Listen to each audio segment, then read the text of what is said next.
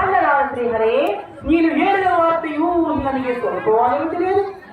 ತಂಗಿ ಸುಭದ್ರ, ಅಣ್ಣಯ್ಯ, ನಡುವೀರಾಮಲಿಂಗೇಶ್ವರನಿಗೆ ಸೂಚನೆಯ ಮಾಡದೆ ತಾನೊಬ್ಬನೇ ಈ ಸಾಹಸ ಇಂಥ ಬಾಧಕ ಕೆಲಸ ಮಾಡುವ ನಮ್ಮ ತಾತನ ಸತಿ ಮುಂದೇನು ಮಾಡಿವಿ ಎಲ್ಲ ಮಗನ ಸಂಗತಿ.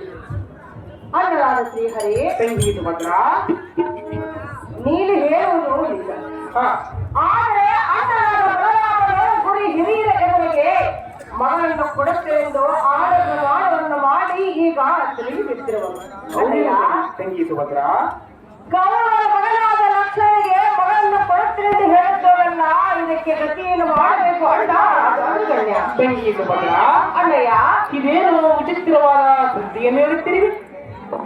ಶ್ರೇಷ್ಠನಾದ ಬಲರಾಮನು ದುಷ್ಟನಾದ ದುರ್ಯೋಧನನ ಮಗನಿಗೆ ಮಗಳನ್ನು ಕೊಡುವನೆಂದು ಇಷ್ಟಪಟ್ಟಿರುವರೇ? ಹೌದು ಅಣ್ಣಯ್ಯ. ತಂಗಿ ಸುಭದ್ರ, ಅಣ್ಣಯ್ಯ, ನನ್ನ ಎದುರಲ್ಲಿ ಪ್ರಮಾಣ ಮಾಡಲಿಕ್ಕೆ ಇಷ್ಟಪಟ್ಟಿರುವನೆ?